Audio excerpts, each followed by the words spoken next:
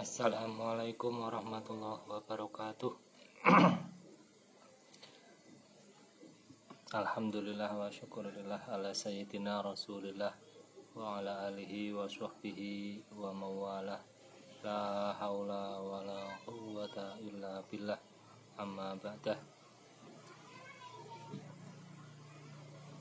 Selamat sore semua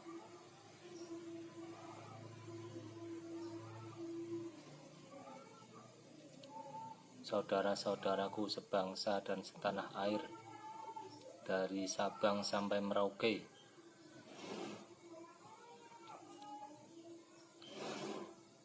Semoga kita semua mendapatkan kebahagiaan di dunia dan akhirat.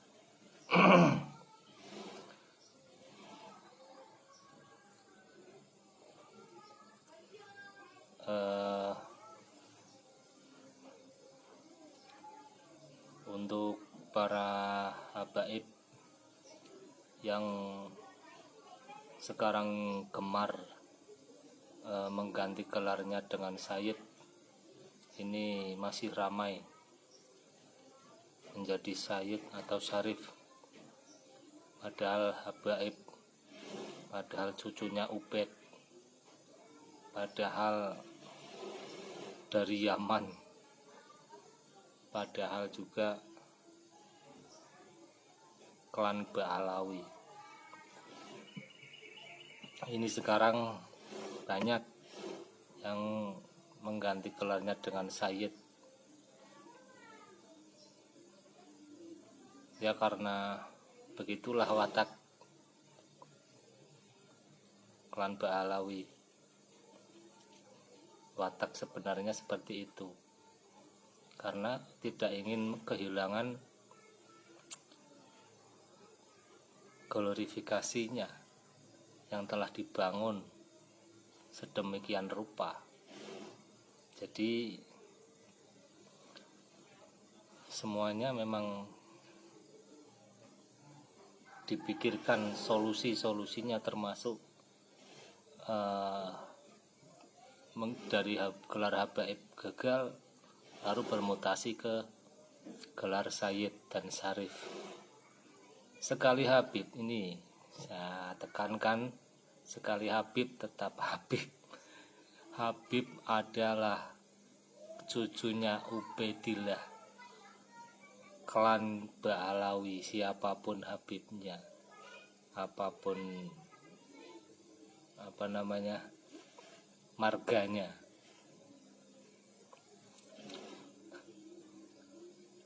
Ini yang harus kita waspadai. Kita harus waspada, kalau nggak waspada bahaya ini. Kenapa klan Ba'alawi seolah-olah ingin selalu diglorifikasi, diagung-agungkan? Satu, yang pertama, dari dulu nenek moyangnya memang begitu, seolah-olah menganggap dirinya adalah min dzurriyyatir Rasul sallallahu alaihi wasallam. Itu gelar yang sudah disandangnya itu menjadi kebanggaan.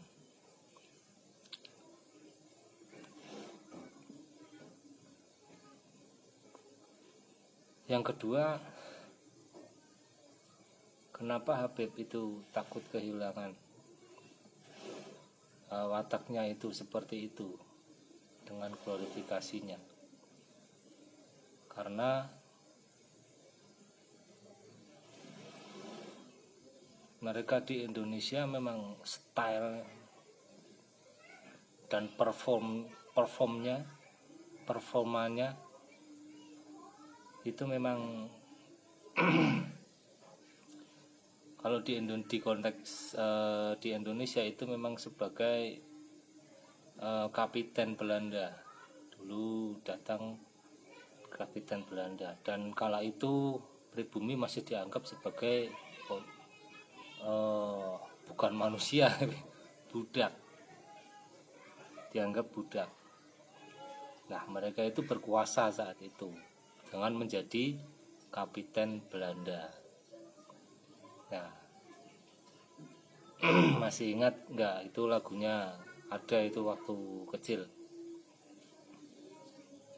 Aku seorang kapiten, mempunyai pedang panjang. Kalau berjalan prok prok prok, aku seorang kapiten. Itu lagu doktrin untuk anak-anak zaman dulu, sehingga menjadi lagu anak-anak. Padahal itu doktrinnya klan Ba'alawi atau Habaib yang menjadi Kapiten Belanda kala itu. Nah, memang dari situ Habaib itu tidak punya rasa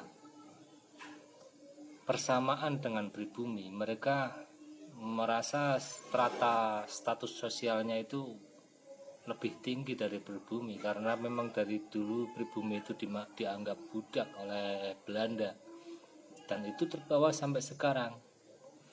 Nah, itu salahnya. Kenapa alasan saya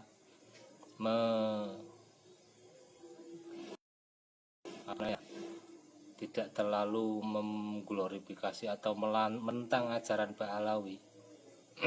Saya menentang ajaran Ba'alawi salah satunya itu karena dari dulu dalam mindset mereka pribumi adalah budak, selamanya adalah budak. Itu maksudnya. Dan mereka merasa strata statusnya lebih tinggi dari kita, dari pribumi. Memang secara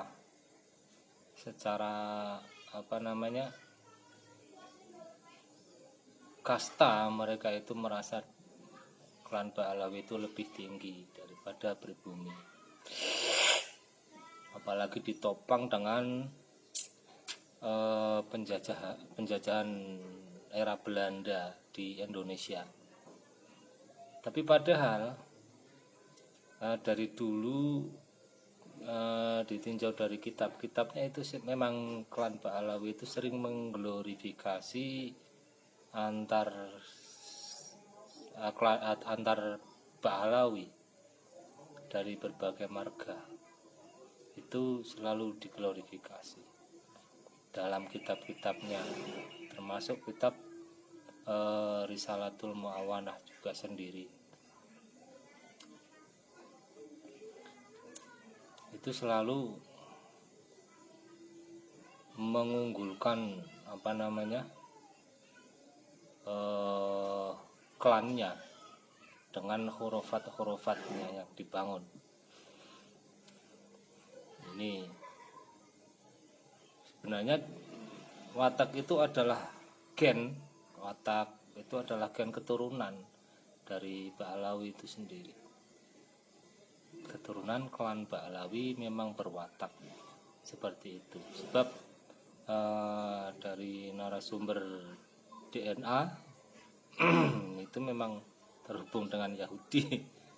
Ada gennya Yahudi juga.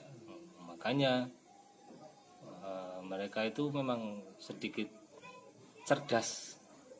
Gak ada orang Yahudi itu bodoh. Pinter-pinter memang mereka itu diciptakan, otaknya itu pinter. Tapi yang condong ke pinter bukan jenius, ya punternya pinter kepicik gitu. Ngetek bahasanya Jawa itu ngetek, picik katanya.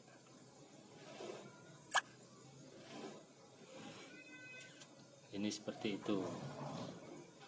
Dan juga kemarin saya melihat channelnya Kiai Nur Ihya itu ditemukan disclaiming terhadap Nazam Sholawat Ad-Daibai itu telah diklaim menjadi karangan Ba'alawi. Kalau nggak salah itu diklaim karangan Habib Umar bin Hafid kalau nggak salah. Al-Haddad kalau nggak salah itu, ya memang seperti itu. Sedangkan yang mengarang kitab, yang menarang Nazam itu masih Sugeng, orangnya masih hidup sampai sekarang figurnya. Itu data-datanya, dia itu nonton channelnya Kiai Nur Ihya, jelas gamblang dan faktanya ada, datanya ada. Itu ya dan itu memang menjadi kebiasaan mereka. Selain sholawat itu juga ada kitab-kitab seperti Rotibul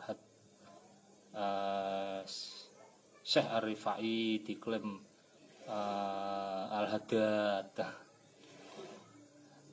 terus kitab Sulam Taufik diklaim juga, siapa itu nggak tahu. Memang seperti itu. Nah, apakah dalam keseluruhan ini masihkah klan tersebut ada yang masih patut untuk disanjung-sanjung atau dipercaya bahwa mereka mempunyai keilmuan yang benar? Sedangkan dari kitab-kitab karangan internal Ba'alawi saja itu masih bisa dibantah oleh beberapa kiai-kiai, dan figurnya juga tidak ada. Maka sanad ilmu mereka itu tergolong putus ini secara keilmuan. Apalagi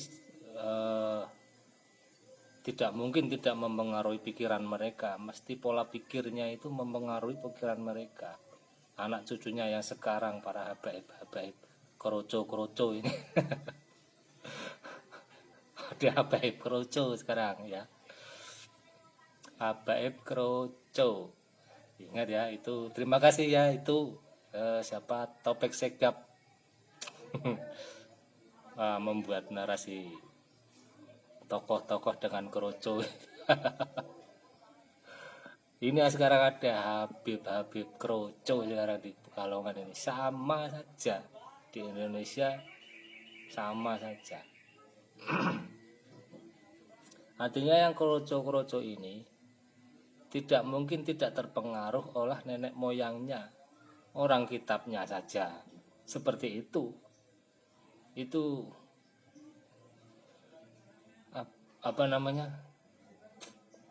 dibongkar satu persatu oleh para Gus Gawagis lah.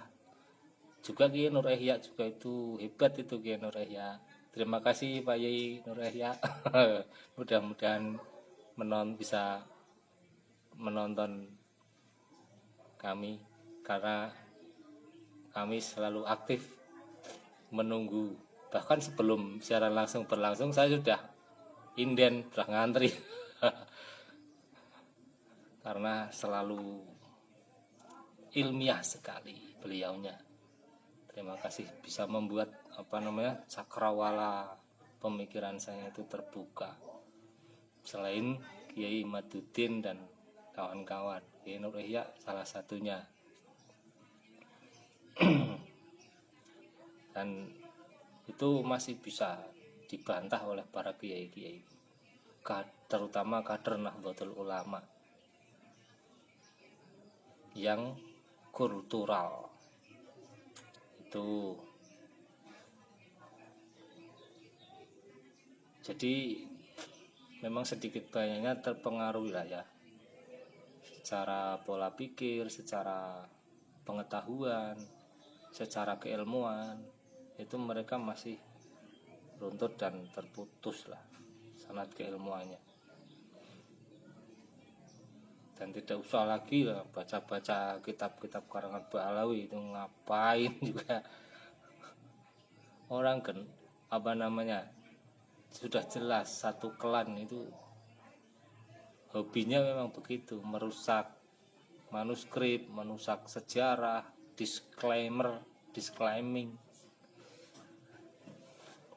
Tidak perlulah yang Baiat Thariqah sama Lutfi bin Yahya ini batal sudah. Kenapa batal? Karena perawi hadis saja sekali berbohong itu semuanya gagal riwayat hadisnya. Ini mursyid thariqah lebih sensitif ya mestinya. Apalagi tukang bohong, bukan sekali bohong tukang bohong dan tukang disclaimer, dia itu tukang ngeklaim sejarah, tukang ngeklaim negara orang.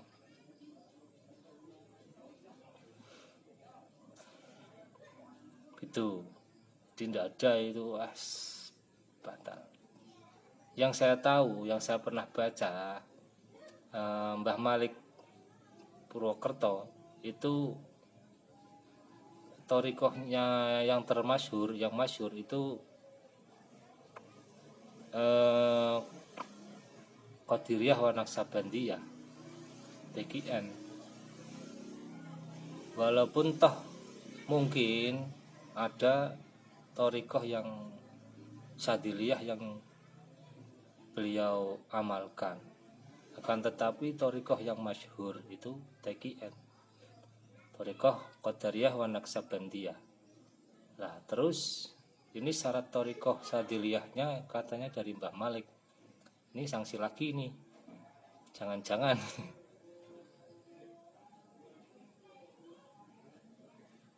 kenapa yang diincar thariqah Syadziliyah? Syadziliyah itu lebih ada keunikan sendiri lah daripada thariqah yang lain. Bukan berarti merendahkan atau mengunggulkan salah satu thariqah ya, akan tetapi memang punya keunikan, rasanya keunikan, unik saja, sekedar unik. Tapi keunikan itu ditinjau hanya dari sisi material atau komersial. Nah itu yang menjadi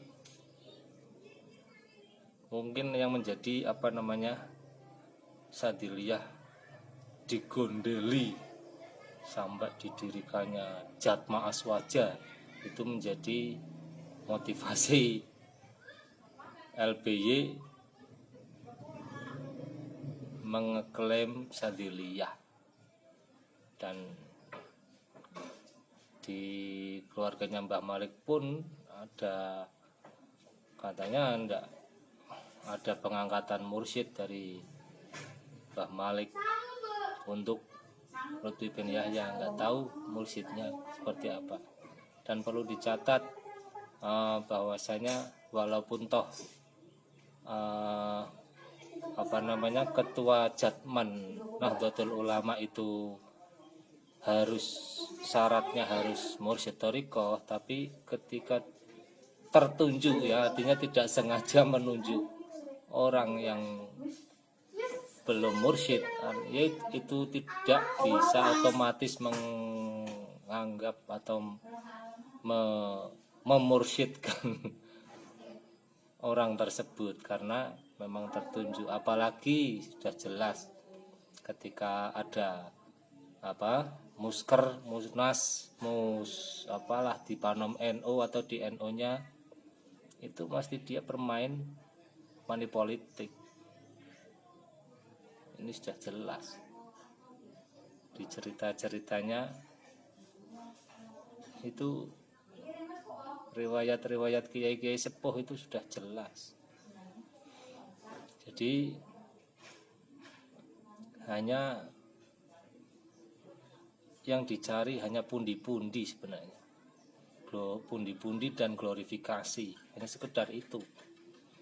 Karena watak Pak Alawi itu ya.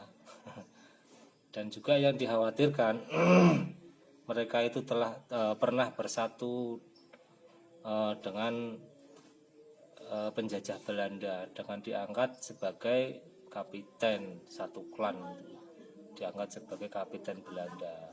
Nah, tendensi inilah yang menjadi kekhawatiran kami para pendukung tesis Kiai Imad untuk terus berjuang menghadang klan Pahlawi atau para HPM tersebut. Nah, jelas ya. Jadi ketika sudah diklaim semua ini bangsa ini, ya mereka sebagai apa? Atas nama cucu Nabi, padahal kalau seandainya mereka itu atas nama kapiten Belanda, tamat riwayat ini, bisa kacau negara. Nah, sekian hanya pemberitahuan dari saya. Mohon maaf sebesar-besarnya. Akhirul kalam, wabillahi taufiq wal hidayah, waridho wal inayah. Wassalamualaikum warahmatullahi wabarakatuh. PWI Laskar Sabilillah, satu komando Gus Abbas. Ger ora minggir tabrak.